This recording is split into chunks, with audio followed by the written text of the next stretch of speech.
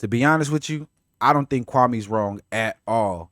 But I will say black folks do better, bro. Yeah, man, what's going on? It's your boy Ant Dollar. But if you watch this video, you must have already known that. But in case you new here, you just stumbled upon this video. Welcome. Appreciate you coming through.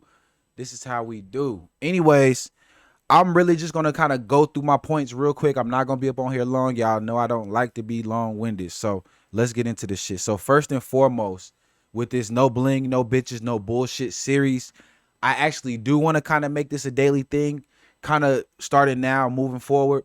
And the way I'm gonna do it is I'm not gonna focus it or center it on myself.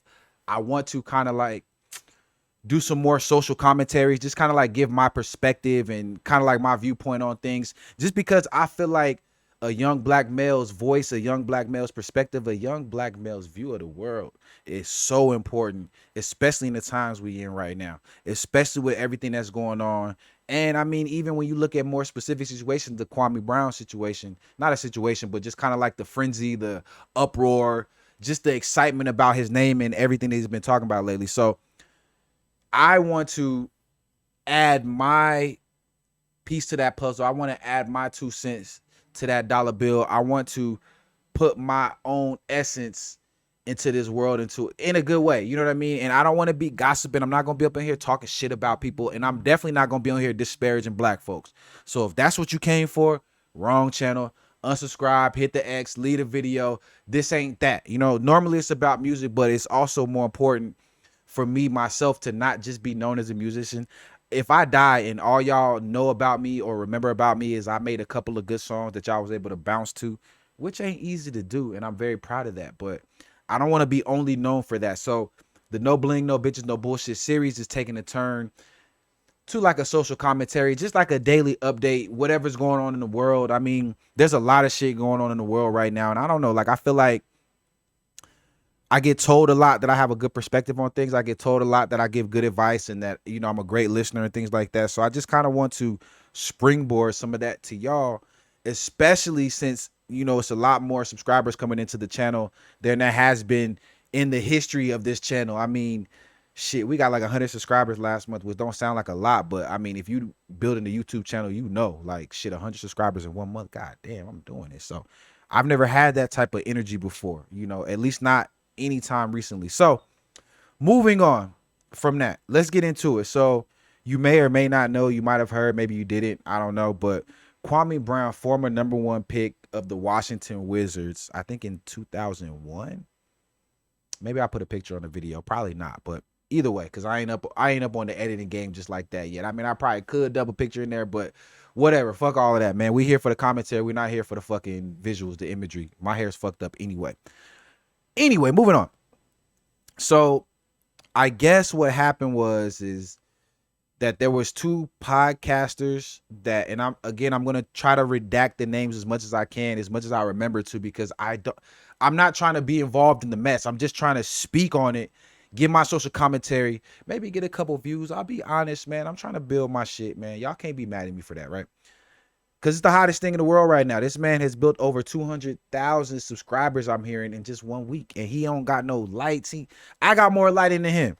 You know what I'm saying? He's just on his cell phone just talking his shit. So big salute to Kwame Brown. Big up. But anyways, so I guess 2 podcasters, former NBA players or whatever, were talking about Kwame, which then prompted him to say something back, which then prompted Charlemagne. See, I was supposed to leave the names out. Forget I said that. A radio host on the East Coast somewhere chimed in and I guess tried to paint him out to be some sort of monster, some sort of menace. You know, he brought up his family information that Kwame said himself that he didn't even know about. His mother didn't even tell him about some of the stuff that this radio host had brought up about him. Black, by the way. All these people that I'm talking about are all black people. So we talking about black people tearing down black people throwing stones at black people dissing other black people. You see the common theme here?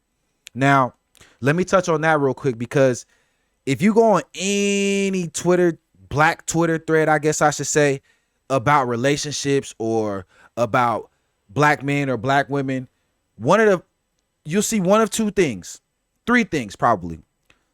Number 1, is team dark skin, team light skin. I've never heard of this fucking concept in any other ethnic group or race or whatever the fuck they calling it these days. I've never heard anybody ever. I've never heard a dark Dominican and a light Dominican be like, I'm team dark skin and I'm team, like, it's so fucking stupid the way. But you can't be mad at them because it's such a deep rooted pain. It's such a deep rooted trauma that we as black people have, because we have the unfortunate life of not really remembering where we came from. You know, like, you ask any black person where they came from, generally they're not going to be able to tell you. Slavery is what they're going to say. Africa is what they're going to say, which might be true, but it also might not be true. You see what I'm saying? Like, so a lot of black people have, I would say, forgotten, but you know, we were washed, we were whisked away, and we were given these ideas and given these doctrines and given these morals and things like that, and that's what we adopted as our own. And especially with the spiritual side of things, you know, God, whatever you believe in, things like that, you see black people the most screaming that shit from the top of their lungs. And when I speak to a lot of the elders, you know, older black folks, I'm not talking about like 50, 60, I mean 80, 90 on above, you know, that might have seen slavery, lived through slavery, was even around before, I guess, slavery was a thing in America. I mean, it was always a thing, but I mean, before it was a recognized thing, before people recognized that there were slaves going on and people acknowledged that was going on, right? They'll tell you, like, you know, a lot of that shit they learned, a lot of the schooling, a lot of the reading, a lot of the writing, a lot of everything they learned from those slave owners. Those, you know, they're, I'm not gonna call them masters, because I'll be damned if a human being is ever another master of another human being. I don't give a fuck what time period it is. You can miss me with that bullshit. But they were, those ideas were put in their head. They were put in our heads, you know, and we've just been screaming them from the mountaintops. You know, the story goes, the way I understand it, is that, you know, we were kings. We used to walk around with all the gold chains and everything now, which may be a reason why you see a lot of the rappers and a lot of the entertainers do that shit now, because not necessarily thinking about it, this is where we come from. Royalty, you know, the Moors, look it up, Moors, look it up. This is the type of stuff that we come from. And I think that Kwame right now in this climate in 2021, you know, as we slowly or quickly, however you look at it, I guess, roll on to 2022, I think he's bringing back some of those ideas, and he's letting us know, he, in not so many terms. And the crazy part is like, I got a recommendation for one of his videos from that he made like 9 months ago, and the title wasn't really any different than what he's titling his videos now. So what this goes to tell me is that he's not doing this for no clout. He's not here to get his shine on. He's not here for none of that. He's simply telling his truth, because before this last week, and if you know who Kwame Brown is, I'm gonna look dead in the camera and ask you, when had you ever heard him speak at any other time before this past week that has just passed? If you know anything about Kwame Brown or the NBA or whatever, because that was a while ago. So I know YouTube, by the time Kwame was in the league, YouTube was around. I mean, Kwame had been around like 7, 8 years by the time YouTube had really like took off like that. So I understand if you don't know who he is, but the messaging is there. Shout out to the radio host for actually apologizing to him, even though I think there's something behind that. I don't think that he was, because I feel like the apology that came before the cease and desist letter, but whatever. You know, I'm not here to disparage black people. Maybe there is nothing behind it. And you know what? I'm going to say right here publicly that there was nothing behind it. He was sincere about his apology, because I actually do think that there is some sort of remorse there, because this guy has shown, you know, an affinity for black folks. Regardless of what we want to think about him right now, he's shown an affinity for black folks in other situations. So to be objective, to be fair, to be, you know, in the moment and not in my feelings, we have to say that, because it's true. It's the truth. I got to be honest about that. Now, I said all that to say this, and then I got a surprise for y'all. And I didn't even tell y'all that I had a surprise for you, because I wanted to wait to see if you was going to stay this long. And you stayed. Congratulations. So guess what? I did a verse.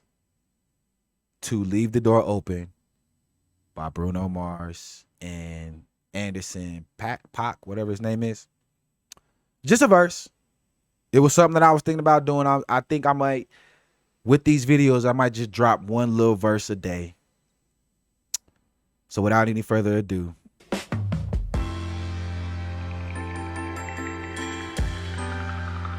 And dolla.com, no.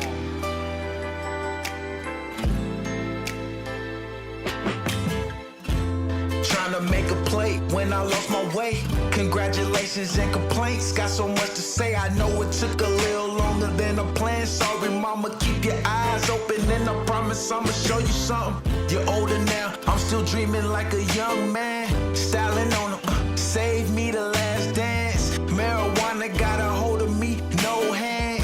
Keeping these dispensaries. Finance. It's a vibe now. Ride out. Quiet down. If you made it this far, you should just subscribe now. You don't have to, but you might be wasting time now. TBH, I ain't making songs for that crowd out. Hey, man, and that's it for real. Look, y'all know what to do. Like, subscribe, you fucking with it.